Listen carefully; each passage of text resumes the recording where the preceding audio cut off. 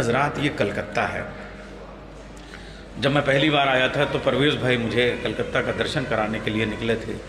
ہاوڑا برج سے جب نکلتے تھے تو روش و گلہ نظر آتا تھا، اور اس کے بعد میں کتابوں سے سجی ہوئی فٹ پاتھ پہ جو ہے وہ دکانیں جو تھیں وہ زمین پہ کتابیں سجی ہوئی، اور وہ اخبارات والا کلکتہ، وہ انقلاب والا کلکتہ، وہ چائے والا کلکتہ وہ دیکھ رہے تھے۔ اس کے بعد میں پتہ چلا کہ برگد اور پیپل والا کلکتہ، جہاں سے ہم دیکھتے تھے تو ایک پیپل والا پیڑ ہے، کئی ہزار سال ہوگا اور کتنا کئی کلومیٹر تک پھیلا ہوگا، وہ ہے نا یہاں پہ۔ ہاں، تو برگد کی ایک صفت یہ، دیکھیے انسان کی جو شخصیت ہوتی ہے، ذرا باتیں کرنے کا جی چاہتے ہیں، 1 منٹ بات کر لوں، آپ ریکارڈ کر لیں گے نا، کوئی تکلیف تو نہیں۔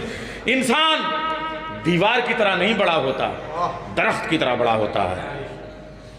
25 مزدور مل کے ایک دیوار کھڑی کر سکتے ہیں، مگر 50 لوگ مل کے ایک انسان کو بڑا انسان نہیں بنا سکتے۔ اس میں اخوا پڑتا ہے، ہل چلانا پڑتا ہے، زمین فرٹائل کرنی پڑتی ہے، پانی دینا پڑتا ہے، پھر کوپلیں آتی ہیں، پھر شاخیں آتی ہیں، پھر کچھ اس میں پتے نکلتے ہیں، پھر انہیں تقسیم بھی کرنا پڑتا ہے، تب اس میں پھول آتے ہیں، تب اس کے بعد میں جا کے کہیں وہ باراور ہوتا ہے، تب وہ اس کیفیت میں ہوتا ہے کہ جو زمین سے جڑیں لے کے گیا تھا وہ زمین کو جڑیں دینے لگے۔ مگر اس کے بعد پریشانی یہ ہوتی ہے کہ جو زمین کو جڑیں دینے لگے اس کی اپنی جڑوں میں کوئی پودا پنپ جائے، یہ معجزہ ہوتا ہے۔ اس لیے کہ وہ ایسا گھیر لیتا ہے کہ برگد کی جڑوں میں اگر کوئی گلاب کا پودا نکل آئے تو پھر نہ دور سے ہوا آ پائے گی، نہ پانی آ پائے گا، اسے جو کچھ ملے گا اپنے برگد سے ہی ملے گا۔ بس عزیزو، اس برگد کا نام ہے استاد الشعراء، مظفر نگر کی شاعری کا بے تاج بادشاہ، بہت خوبصورت ترین نام، حسین جانسٹی، اور اس کی جڑوں میں جو گلاب کا پودا ہے اس کا نام ہے سیف جانسٹی۔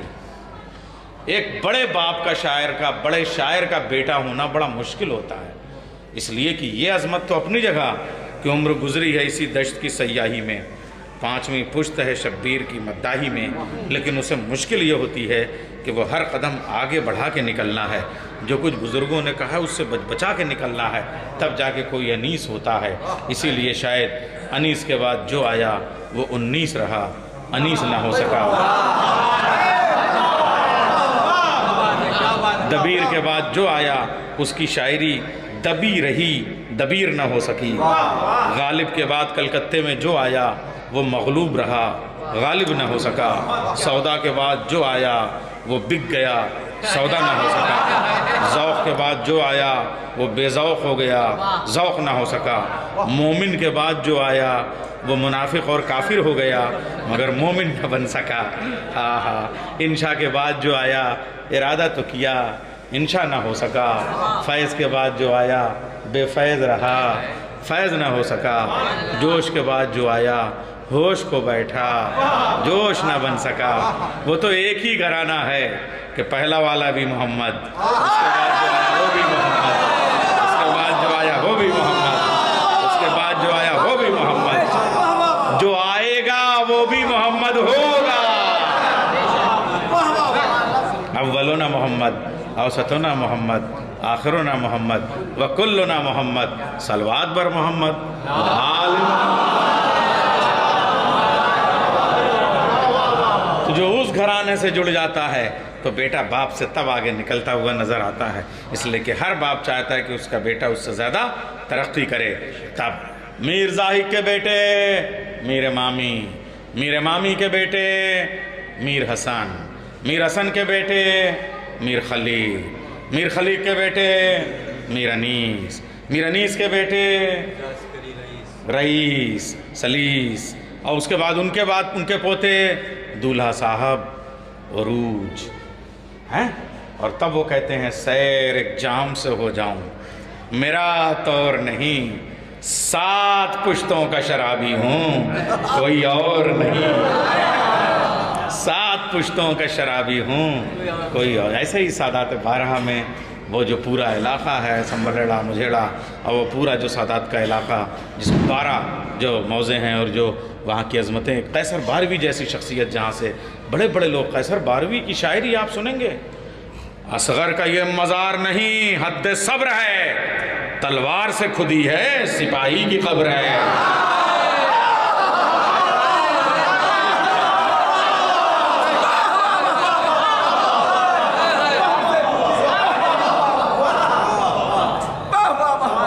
قیصر زیدی 12ویں کی شاعری ہے، تو 12 میں ایسی ایسی شاعری، اصغر کا یہ مزہ، حد صبر ہے تلوار سے کھدی ہے سپاہی کی خبر ہے، تلوار سے کھدی ہے، ہائے اصغر کا یہ مزار نہیں، حد صبر ہے تلوار سے کھدی ہے سپاہی کی خبر ہے۔ یہ سادات بارہا کی اپنی ایک شاعری ہے، اپنا ادب ہے، اپنا مزاج ہے، اپنا یوں کہیے رکھ رکھاؤ ہے۔ لکھوریوں میں جو عظمتوں کے قصیدے لکھے ہوئے ہیں، ڈیوڑھیوں پہ جو شان نظر آتی ہے، وہاں بیٹھیے تو لگتا ہے کہ میزبانی پلکیں بچھائے ہوئے ہے، لوگ دسترخوان کی طرح محبت کے بچ جاتے ہیں۔ وہ انداز ہے ان کے یہاں کا، جو ہم لوگ کی جب میں شروع میں نظامت کرتا تھا، یہ اتنا بڑا سا تھا، تب حسین بھائی اپنی انگلیاں یہ کیا کرتے تھے جشن بلال، اور اس کے بعد تو ہندوستان میں کہیں ہوا ہی نہیں، 7-8 سال تک حضرت بلال کی شان میں جو ہے وہ شعر کہتے تھے ہم لوگ، اور مصرے ہوا کرتے تھے طرحیں صاحب پڑھ گئے، ایک تھا دے گئے آخری اذان بلال، اس میں اذان اور مکان یہ قافیہ ہوتا تھا، تو صاحب ایک اس میں صاحب تضمین سن لیجئے، پڑھ گئے آخری نماز حسین دے گئے آخری اذان بلال۔ یہ سب مظفر نگر کی یادیں ہیں ان کے یہاں کی۔ تو آئیے عزیزو، میں جب بچپن میں نظامت کیا کرتا تھا تو ایک قطعہ حسین جان سٹی کا پڑھتا تھا۔ اس وقت باپ بھی سن رہا ہوگا، لائیو دیکھ رہے ہوں گے حسین جان سٹی صاحب، تو میں ان کو سلام کر لوں کہ ایسے لائق بیٹے کے بھی باپ ہیں آپ۔ خود بڑا شاعر ہونا بڑی بات نہیں ہے، مگر بیٹا بڑا شاعر ہو جائے تب تو اور جی خوش ہوتا ہے۔ تو 4 مصرے حسین جان سٹی صاحب کے پڑھ دوں، جو بچپن میں پڑھ رہا تھا وہی اب بھی پڑھ رہا ہوں، اس لیے کہ ابھی تک میرا شعور اس سے آگے تو بڑھ نہیں پایا ہے، تو میں وہی بچپنا یاد کر کے حسین جان سٹی کے مصروں سے، باپ کے مصروں کے سائے میں بیٹے کو آواز دوں گا۔ حسین صاحب کے مصرے ہیں، سیف صاحب کو آواز دوں گا، درود آپ کے ہوں گے، مصرے پڑھیے گا۔ میرے غم کی رات کو بھی، یہ سلیقہ ہے دیکھیے کہ باپ کے مصروں کی انگلیاں تھام کے بیٹا آئے گا۔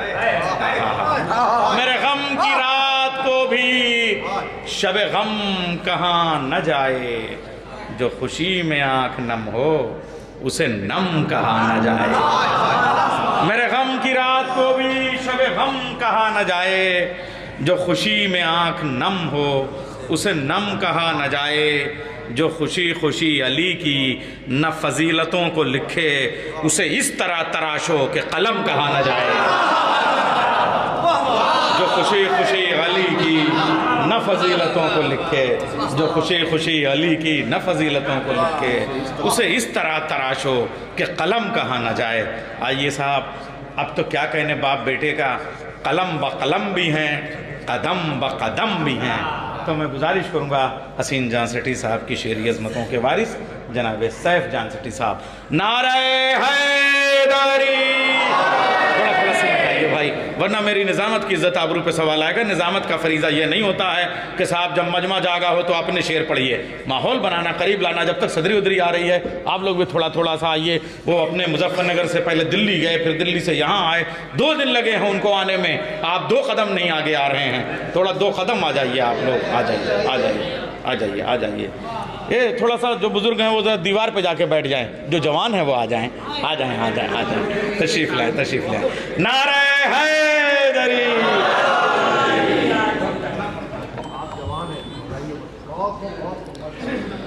حاضرین السلام علیکم۔